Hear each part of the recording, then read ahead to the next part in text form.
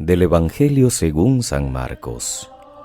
Cuando a los pocos días volvió Jesús a Cafarnaúm, se supo que estaba en casa. Acudieron tantos que no quedaba sitio a la puerta. Él les proponía la palabra. Llegaron 4 llevando un paralítico, y como no podían meterlo por el gentío, levantaron unas tejas encima de donde estaba Jesús, abrieron un boquete y descolgaron la camilla con el paralítico. Viendo Jesús la fe que tenía, le dijo al paralítico: «Hijo, tus pecados quedan perdonados». Unos escribas que estaban allí sentados pensaban para sus adentros: «¿Por qué habla éste así? Blasfema. ¿Quién puede perdonar pecados fuera de Dios?». Jesús se dio cuenta de lo que pensaban y les dijo: «¿Por qué pensáis eso? ¿Qué es más fácil, decirle al paralítico: tus pecados quedan perdonados, o decirle: levántate, toma tu camilla y echa a andar? Pues para que veáis que el Hijo del Hombre tiene potestad en la tierra para perdonar pecados». Entonces dijo al paralítico: «Contigo hablo. Levántate, coge tu camilla y vete a casa». Se levantó inmediatamente, cogió la camilla y salió a la vista de todos. Se quedaron atónitos y daban gloria a Dios diciendo: «Nunca hemos visto una cosa igual». Palabra del Señor. Gloria a ti, Señor Jesús. Es viernes, queridos hermanos.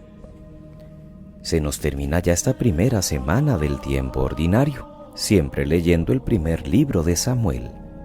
Hoy en el capítulo 8 tenemos un momento crucial en la historia de Israel. Después de unos 200 años bajo la guía de los jueces, el pueblo pide un rey. Hasta entonces las 12 tribus iban por su cuenta, no muy bien coordinadas ciertamente. Ahora se dan cuenta de que les iría mejor social y militarmente en su lucha contra los filisteos si hubiese una fuerza unificadora, tal como ven que tienen los pueblos vecinos. Y piden a Samuel un rey. Se ve enseguida, y se sigue viendo en toda la historia sucesiva, que a Samuel no le gusta nada la idea, que no es nada monárquico, porque interpreta esta petición como una ofensa a Dios. ¿Es que Dios no ha ayudado al pueblo como hasta ahora? ¿Es que se rebelan contra Él? ¿Va a olvidar el pueblo las incontables maravillas y beneficios recibidos de Dios? ¿No es el Señor su rey? Y a pesar de que Dios le dice a Samuel que se lo conceda, éste muestra sus reticencias dirigiéndoles un discurso antimonárquico con una lista de agravios que les esperan si eligen un rey. El rey se absolutizará, no se sentirá mediador entre Dios y el pueblo, terminará siendo un tirano. Y esta lista de agravios, que fue escrita ciertamente después, a partir de la experiencia de tantos reyes malos, no convence al pueblo. Quieren ser como los demás pueblos, lo que no deja de ser legítimo desde el punto de vista técnico y político. Pero Samuel teme con razón que quieran copiar otras cosas. Primero un rey, ahora las costumbres morales, luego la religión idolátrica. Ciertamente en la historia de Israel no se pueden negar las ventajas que trajo la monarquía, si pensamos en reyes como David o Salomón, como tampoco se puede ocultar la parte de razón que tenía Samuel, si recordamos otros reyes caprichosos y tiránicos de la historia de Israel. Lo importante debe ser buscar el bienestar de la comunidad siguiendo fielmente los valores de Dios. Todo puede ser bueno o malo, una monarquía o una república. Los valores que se han propuesto ya en la alianza del Antiguo Testamento, pero sobre todo en la alianza nueva con Jesucristo, deben ser los que brillen en nuestro caminar. Ciertamente el estilo de autoridad que nos enseñó Jesús a los cristianos es diferente de este que teme Samuel, y que por desgracia han podido experimentar todos los pueblos a lo largo de la historia. Por eso Jesús dice a sus apóstoles que no se hagan tiránicos, como los que dominan, como los que se creen jefes de este mundo, sino que entiendan la autoridad como un servicio, imitándole a Él que no vino a ser servido, sino a servir y a dar la vida por los demás. En el texto de Marcos, en el capítulo 2, tenemos hoy un simpático y lleno de intención teológica episodio del paralítico a quien bajan por un boquete en el tejado. Es de admirar ante todo la fe y la amabilidad de los que echan mano al enfermo y le llevan a Jesús, porque no se desaniman ante la dificultad de la empresa. A esta fe responde la acogida de Jesús y su prontitud en curarle y también en perdonarle. Hay una doble salud, la corporal y la espiritual. Así aparece como el que cura el mal en su manifestación exterior y también en su raíz interior. Y a esto ha venido el Mesías, a perdonar. Por eso Cristo ataca el mal en sus propias raíces. La reacción de los presentes es variada. Unos quedan atónitos y dan gloria a Dios, otros no. Ya empiezan las contradicciones.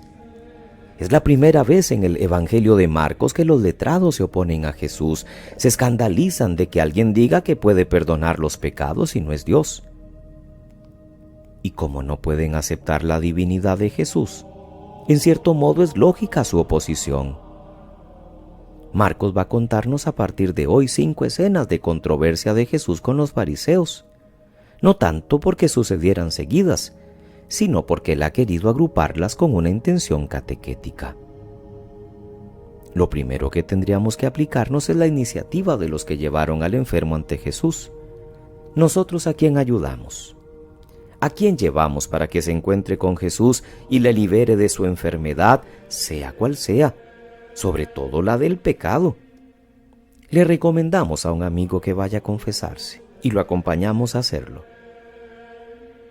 Le pedimos a alguna persona que nos acompañe y sacamos cita para una dirección espiritual, o le buscamos un sacerdote para que pueda hablar con él.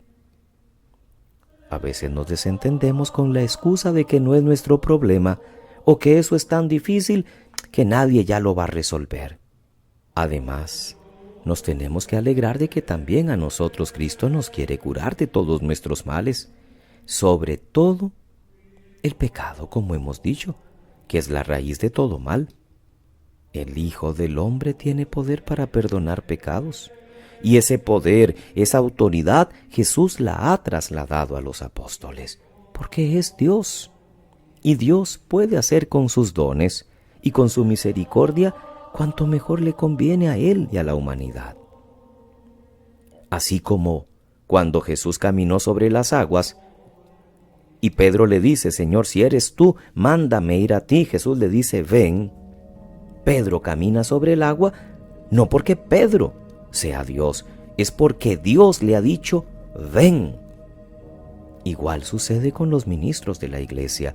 Perdonamos los pecados, no porque seamos Dios, sino porque Jesús nos ha dado su autoridad y la hemos recibido cuando se nos han impuesto las manos el día de nuestra ordenación sacerdotal, y se nos ha enviado a ser portadores de la misericordia.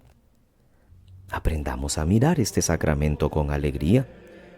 No es fácil confesar nuestras culpas, quizás porque en el fondo no nos gusta convertirnos, pero aquí tenemos el más gozoso de los dones de Dios, su perdón y su paz. No nos quedemos retratados en los que critican a Jesús. Tratemos de ser como aquellos que llevan al paralítico a los pies del Mesías y que colaboran para que aquel hombre recupere la salud del cuerpo y también del alma. Que pasen muy feliz viernes, queridos hermanos. Que Dios les bendiga.